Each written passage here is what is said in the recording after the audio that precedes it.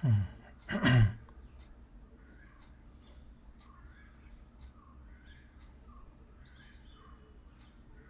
Hmm. Hey everybody, this is Kiara. Once again, it's Wednesday, April 22nd, and we're doing our Facebook Live meditation once again. So, welcome wherever you are in this world. These are powerful times, amazing, precious times. And we can look at it from so many different perspectives. And sometimes it's challenging, and sometimes it's truly exciting. And so much of it has to do with our perceptions and our perspectives. And whatever we focus our attention on, that we're going to intensify. And what do I mean by that? The question comes up sometimes from a lot of people. There's so much going on in this world, and if we look at it from a perspective of duality, it can be quite difficult. It's not always easy to face realities and feel very helpless and alone and unable to do much on the outer levels to feel like we're making a difference. And at the same time, this is an opportunity if we can shift our perspective a little bit.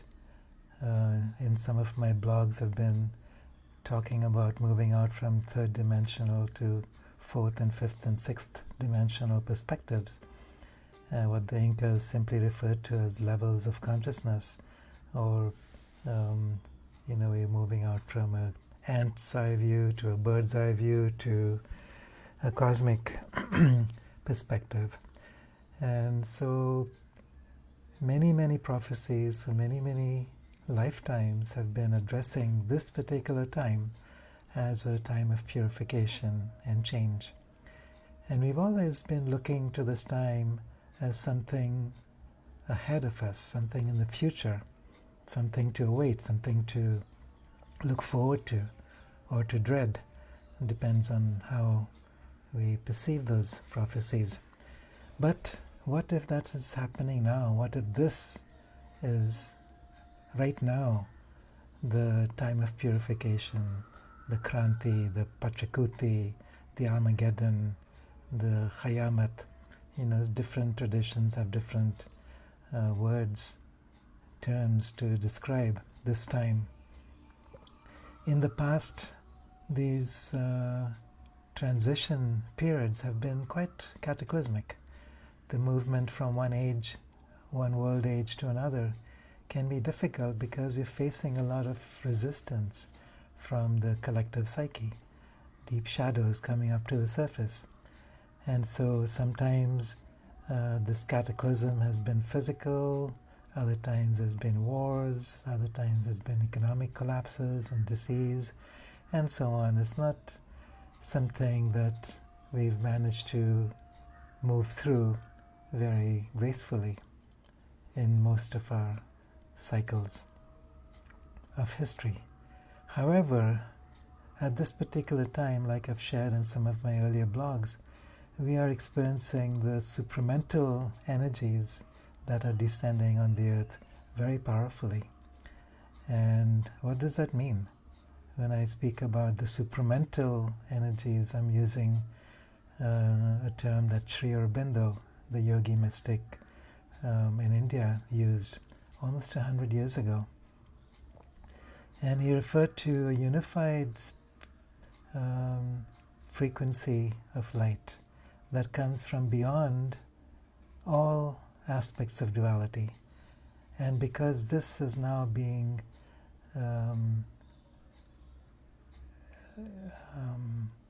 absorbed so deeply within the body of the earth, within matter, within our day-to-day events, within a collective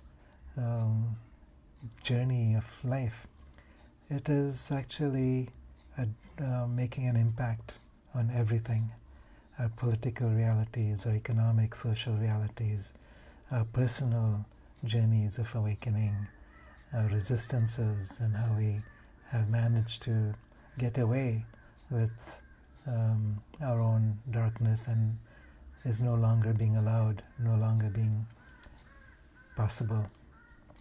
So as this supramental light enters into the field of duality, it's actually transmuting things in a way that's much more graceful and relatively smooth than it would have been otherwise.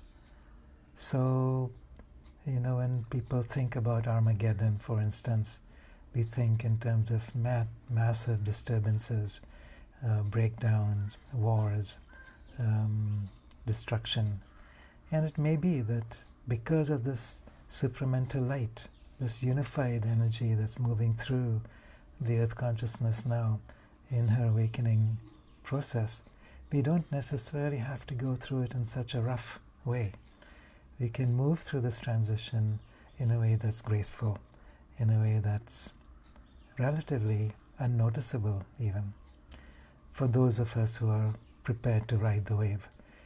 If you're not prepared to ride the wave, yes, there will be disturbances, there will be some chaos, there will be some resistance, but not necessarily in a way that completely breaks down everything in our social economic structures. So what we're experiencing now, the last few weeks, in response to the corona virus and everything that is associated with this, it may be that rather than going through a tremendous upheaval and catastrophe, we're going through it in a way that's relatively graceful. We're experiencing a relatively minor inconvenience, having to stay at home, being locked down, not able to travel. When you compare that to what could have happened, it's relatively benign, graceful. If this is the time of the Pachakuti, we could have been experiencing far worse. We could have been experiencing major physical level catastrophes, major world events, similar to some of the global wars or nuclear catastrophes that we have been experiencing in the past or have been dreading. So that's a perspective. So what I'm looking at is what's going on the outer third dimensional 3D levels of reality, while at the same time holding relatively fourth, fifth, or sixth dimensional perspective. And of course, all that depends on my own ability or our own ability to access those subtle realms. If we can access those realms and remain in that fearless space, a space where we can trust the journey, trust exactly what is happening in this moment as divine perfection, then we can actually bring that supramental light into the foundation of this earth, into the bedrock of our social and daily lives, and into the darkness to transform it or transmute it. So darkness, as you may have heard me say many, many times, and as we are beginning to directly experience in our own reality now, is not something that is the opposite of light. It's not something that has an existence of its own as something evil or something negative. It is simply a face of light being reflected back to itself as shadows come up from the surface to be revealed. Shadows that have always been there, not acknowledged, and now it's like as more and more of the divine light moves in, these shadows must be acknowledged so that we can complete our evolutionary journey, so that we can evolve to the next phase of our human and planetary process. As Gaia Luminous, Homo Luminous, the next species, the next planetary awakening. So many have spoken about this time, 2020, as a time of shift. Astrologically, there's prophecies, there's all kind of intuitions so many have been having. We've been talking about the intensification of cosmic rays, galactic cosmic rays and solar cosmic rays during this time. We've been talking about the possibility of magnetic reversals. We've been talking about changes in the cycles of the sun. We've been speaking about galactic superwaves. All these things are coming into synchronization now. And as we confront these new energies and allow these energies to move through us without resistance and without fear, then we can ride this wave as divine creators and conscious beings of light. Then we can actually transform our biology, begin to invoke new potentials within our DNA so that we can truly step into the next phase of our planetary and personal evolution. So, so I want to welcome you to this evolution. This is a tremendous gift that we have to just simply be here at this time, not needing to know everything, not needing to understand everything, every step along the way, but just trusting that there's a divine process, that Gaia is in charge. She's connected with the heart of the Divine Mother. She's connected with the heart of the universe. And as we connect with the heart of Gaia, we can open to that space, that level of trust and surrender. So this is our opportunity now to rewrite our history, to create a future based on the deepest space of divine resonance that we can hold within our hearts, within our magnified being. So I want to welcome you to that perspective. It's, I could refer to this as a fifth dimensional perspective that comes from a space beyond duality. There was a question earlier about how do you distinguish between these different levels of consciousness. It's easy to see what the third level means, basically duality, dark versus light, and the need to protect yourself out of fear, which means usually projecting our own shadows on someone else and then going into a mode of attack or greed, oppression, and fear, all coming from a space of separation and feeling isolated in our personal self. Okay, the fourth dimension is a transition out into a deeper space of unity. The Incas talk about levels, other people talk about dimensions, some people talk in terms of densities. Maybe it's the same thing. Maybe it's slightly different, but basically it's not so different. It's simply symbolically a way to understand this process of transition from duality into oneness. So what is the difference between fourth dimension and fifth dimension? And it may not be that there's such a vast difference. It may be that once we jump in to the possibility of something wider and bigger than ourselves, than our personal self, as soon as we start opening the doorway between the worlds, then it's simply a matter of time. It's simply a progression as we move from fourth level to fifth level, eventually to sixth level consciousness. Sixth level consciousness is not something we have experienced on this earth very much, or very, very few people might have, or might have caught a glimpse of this. My sense is that this is what Sri Aurobindo referred to as the supramental human, or the Gnostic human. where we not only are able to access higher levels of consciousness, but we actually enter the mind of the Creator, and we can bring this mind through in powerful and creative ways. This is where we not only develop the qualities of wisdom and love, but also the qualities of power.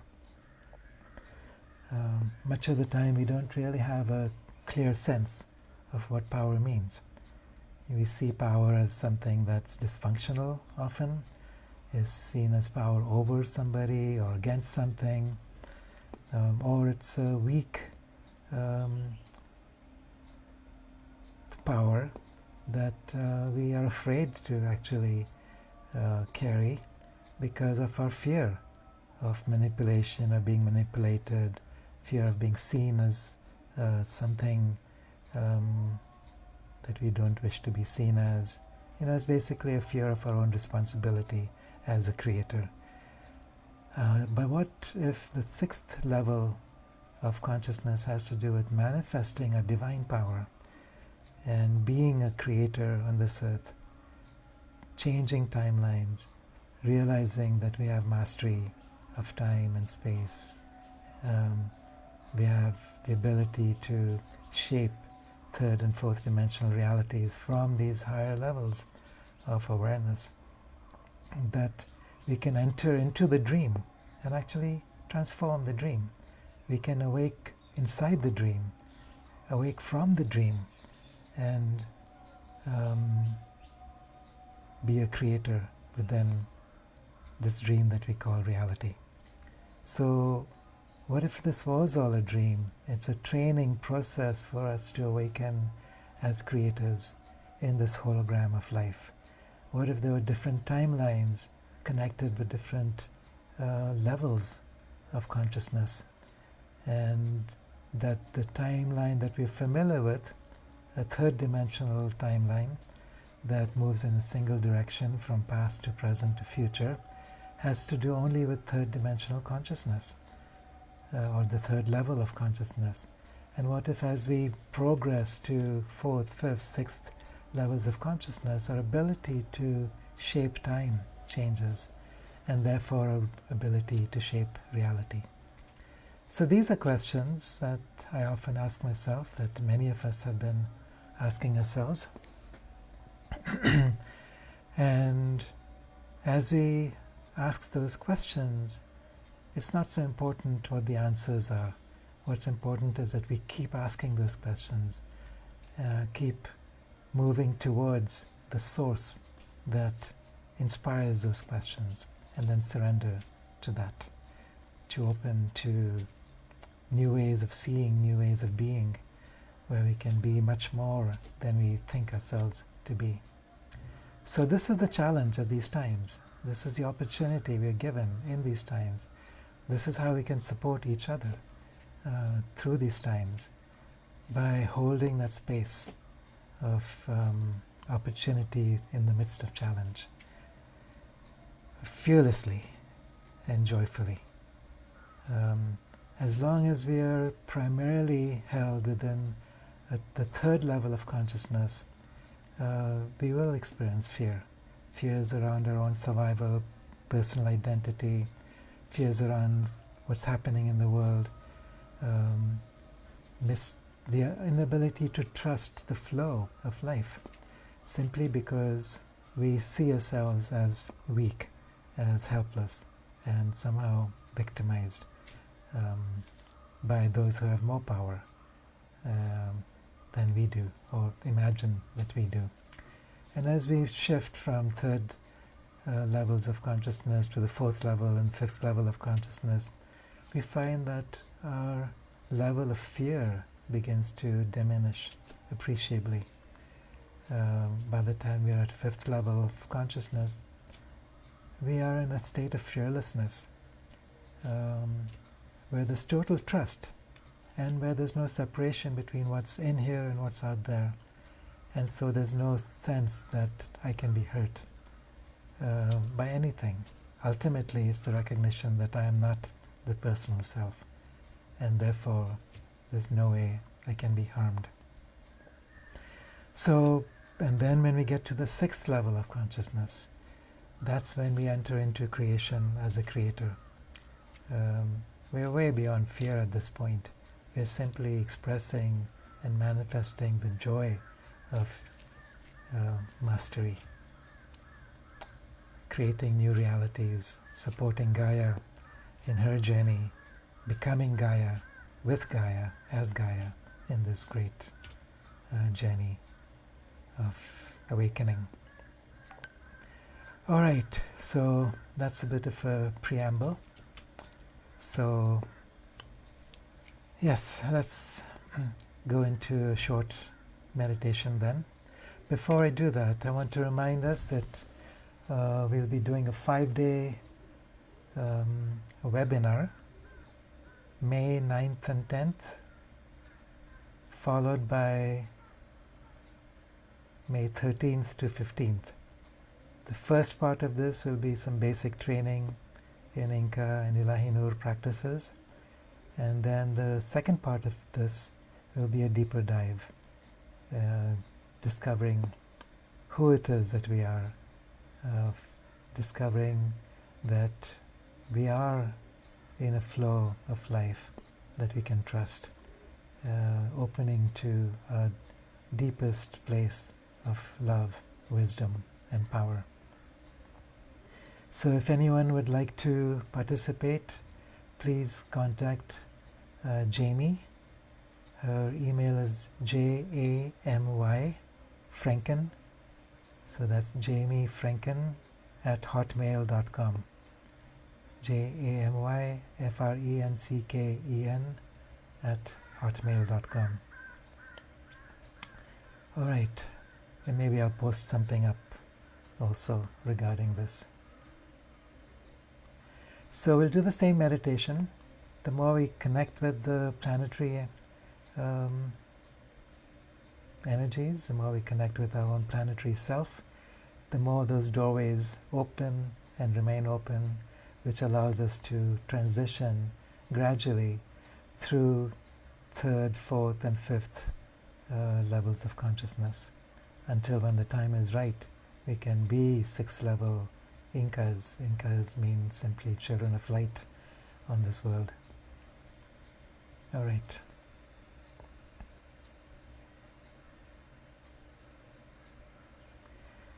So,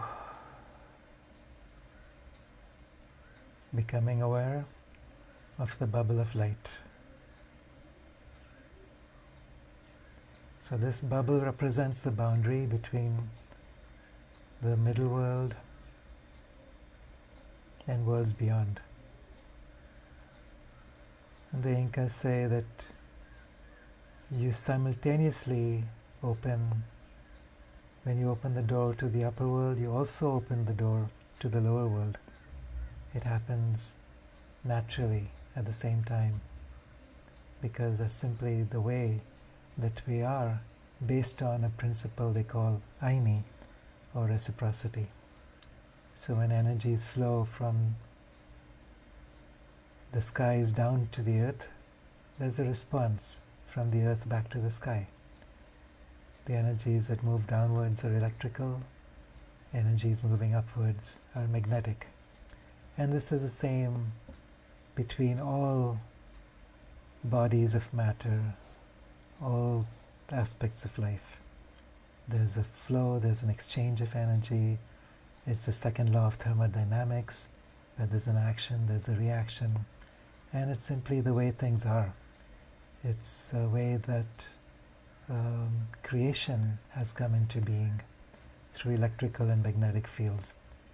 And so, as we open the door now to the upper world, we allow this light, the electrical force of light, to simply flow through the bubble, through the 4 lower bodies, down into the earth, in this constant flowing electrical frequency of light.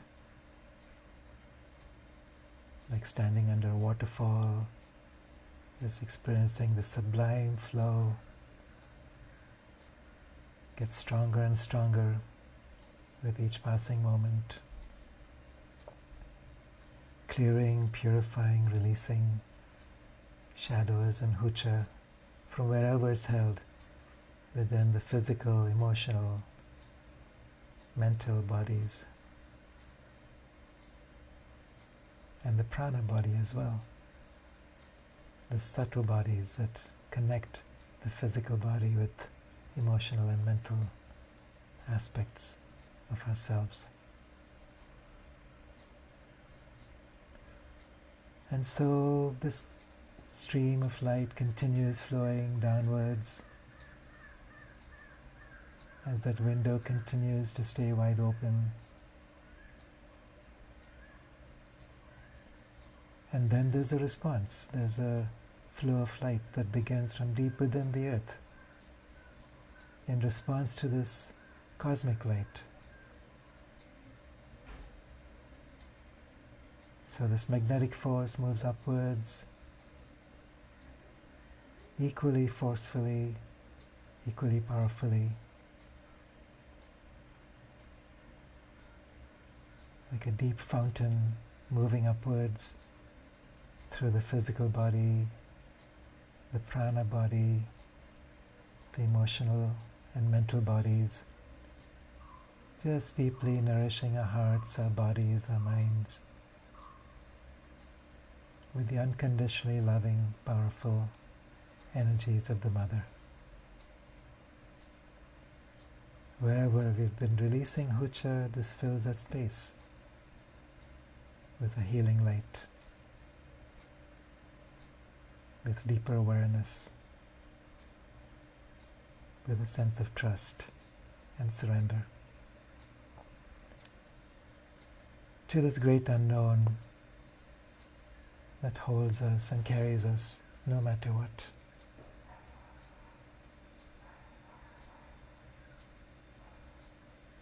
There's an Ojibwe saying, this is one of the native tribes in North America. Sometimes we go about pitying ourselves when all this time we're being carried on great big wings across the sky.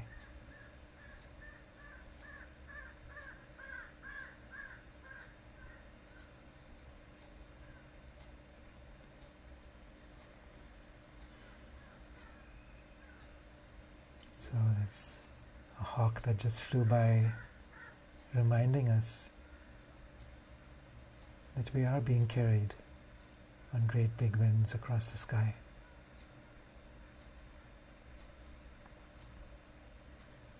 And as we surrender to this great wind, we find ourselves expanding out further and further into the subtler bodies, the causal body, the higher emotional and mental bodies, the realm of the soul, eventually connecting with the realm of the eternal self. We find ourselves expanding out in space, extending out in time, out from third dimensional perceptions of reality to fourth, fifth, and higher perceptions of reality, simply by keeping those doorways open. It's not the mind, the rational mind, that has to figure things out and do something. The rational mind simply needs to open to surrender to higher levels of the mind, to cellular aspects of the mind, where we can open the doors between the worlds, to the spirit worlds above, to the natural worlds below, to invisible realms that are yet much more alive than we ever imagine.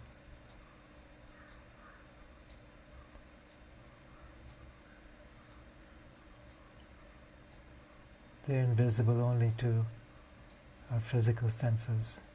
As we open this doorway, learn to utilize our subtle senses, these worlds also become illumined.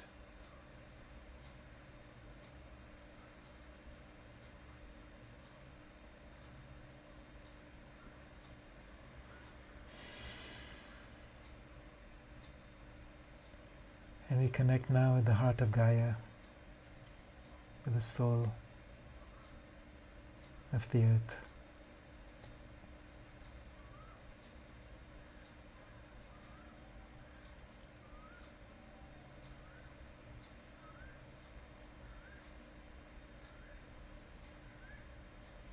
We become aware that she herself is going through an evolutionary gateway, an initiation. We are part of this, since we are not separate from Gaia.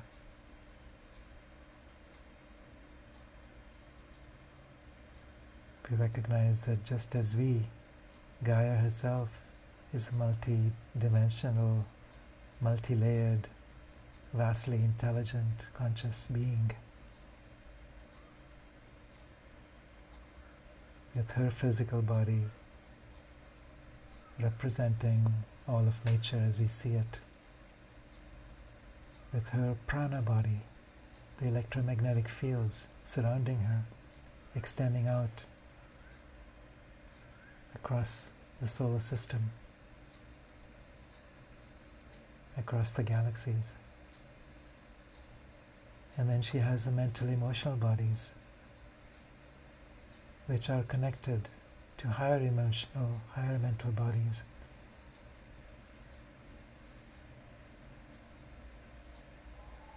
Not being in duality, this connection happens easily and incessantly.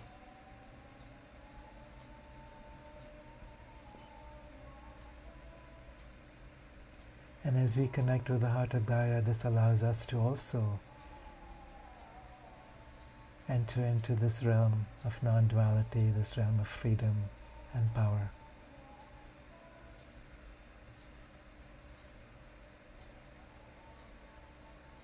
We see ourselves as part of the nervous system of Gaia, this beautiful planetary consciousness.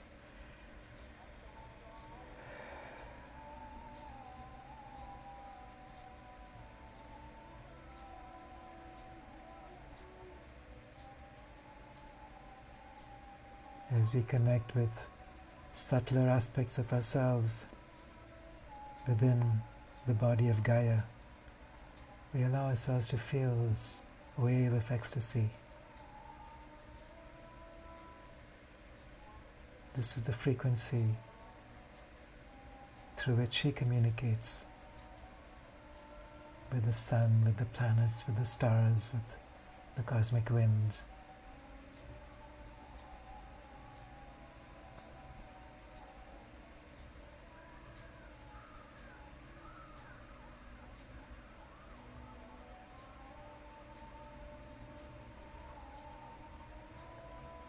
Scientists are beginning to talk about plasma cosmology.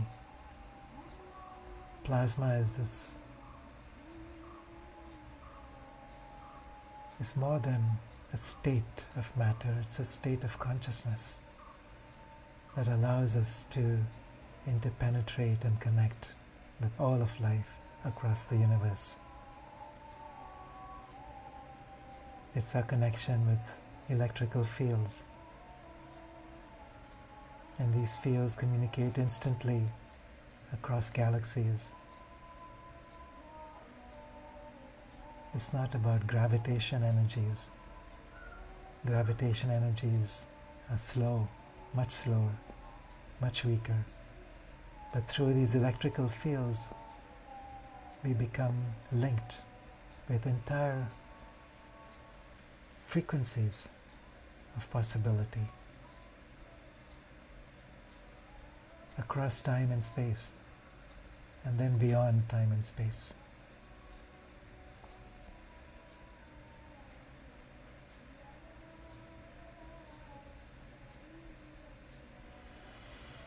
And so, as we enter into this space beyond time and space, we now connect with that eternal self, that great mystery, the one spirit that moves through all things and weaves itself within all things.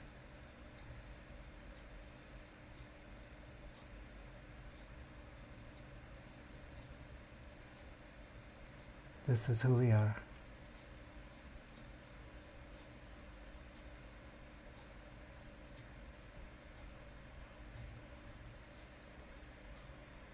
So allow yourself to remain in this space now, as long as you wish. And I'll see you again on Saturday. We're meeting at this same hour, 9 a.m. European time, Mondays, Wednesdays, and Saturdays. And if you wish to sign up for the webinar, it's May 9th and 10th, and then May 13th to 15th. Blessings, joy, beauty, and love.